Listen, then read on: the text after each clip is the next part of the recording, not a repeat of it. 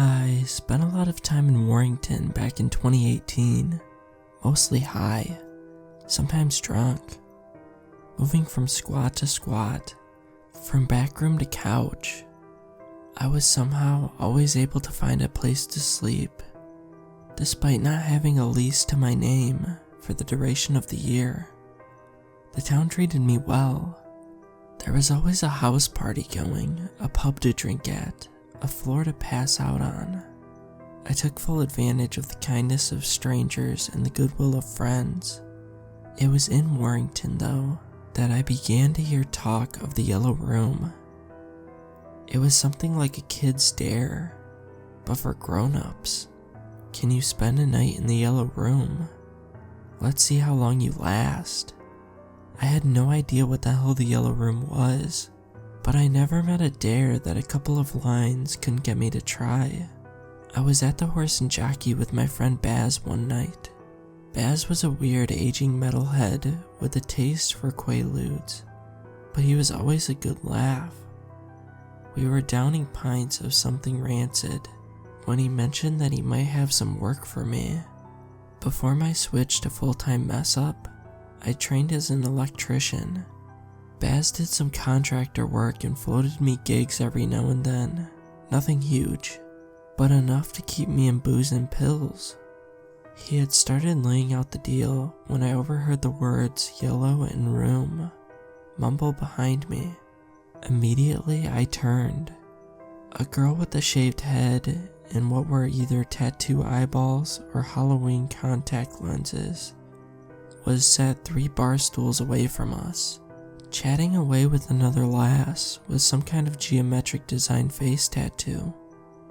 I turned back to Baz, who was clearly unimpressed that he had lost my attention. "You want the gig or not, mate?"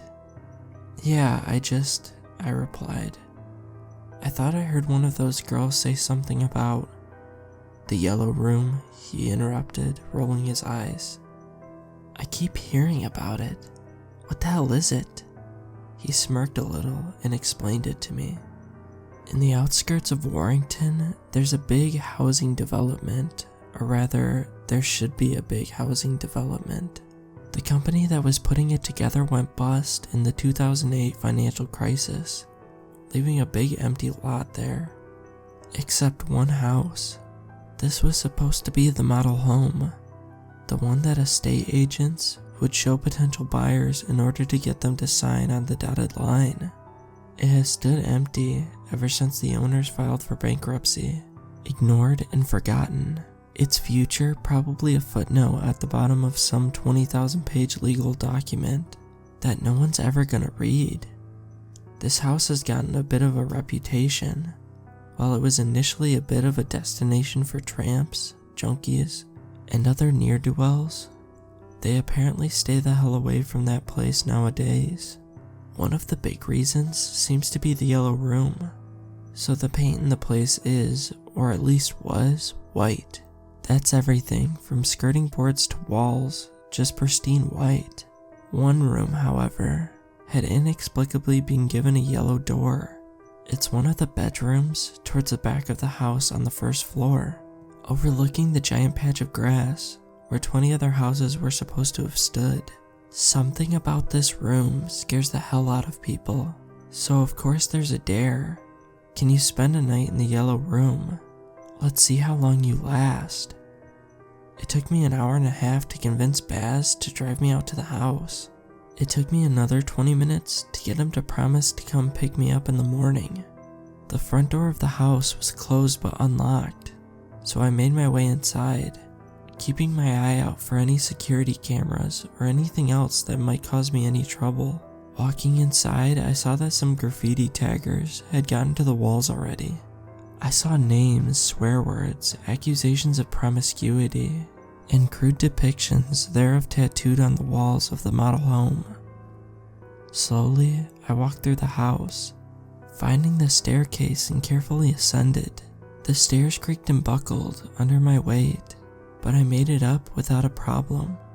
Upstairs was more of the same. Spray paint tags all over the walls in the upstairs corridor, leading all the way down the hall. stopping about 6 feet before the last door, the yellow painted door on the far right hand side. I twisted the handle and opened the door to the yellow room and stepped inside. The following is my attempt at explaining what happened to me inside the room. I had the voice notes app on my phone all the time when I was in there, so I recorded myself talking.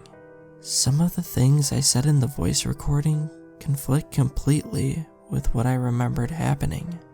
When there's a conflict, I printed whatever account seemed more plausible. 10:45 p.m., I entered the yellow room. I found myself standing inside a bedroom, like a student's bedroom with a desk, a bookcase, and a bed. There was no graffiti on the walls here, which I noted as odd. It was on almost every wall in the rest of the house. I eyed the bed. I was feeling like I could get sleepy in the next couple of hours. I wondered if it was comfy. I hoped no one had had sex on it. 11:05 p.m.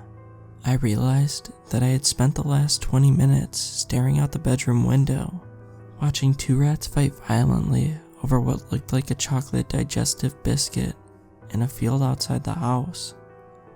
11:06 p.m. I screamed as I turned around, and the haggard face behind me stared into my eyes. I felt like an idiot when I realized that the haggard face was in fact mine. I hadn't noticed there was a mirror on the wall of the room when I came in. "Hell," I cracked when I heard the creak. Turning around again, I realized that I had left the door to the room slightly ajar. Something in me decided that it would be against the spirit of the yellow room dare to keep the door open, so I decided to close it. As soon as I did, it creaked open again. So much for that. I sat on the bed. It felt cold. I reached down to feel the blanket. It felt damp. I stood up again. My jeans were wet and I felt sick. 12 a.m. Midnight chimed. My butt was slowly drying off. I looked out the window again and saw that there was a dog sitting on the field, looking back at me. I turned around, expecting to see my face in the mirror again, but the mirror was so filthy that I couldn't see anything in it. I swear that just an hour previously, I could see my own features as plain as day. 12:10 a.m. I looked through the crack in the door at the corridor outside. I wondered about the graffiti in the corridor, and I wondered why it seemed to stop some 6 feet before this room. My nausea started kicking in again. My stomach was churning. Something felt tight in my throat. I heard a dripping noise. I scanned the room looking for the source, but finding nothing. 12:45 a.m. The dog had gone. Outside the window, all I could see was the empty field. The grass was swaying in the breeze, lit only by the moon. The dripping noise had only gotten louder. I looked around the yellow room, trying to find the source. My eyes glanced back at the bed, and I saw that the water was dripping off the blanket draped on top of it. I patted my jeans, noticing that they had managed to dry off. I looked out the crack in the doorway. The far wall of the corridor seemed further away than before.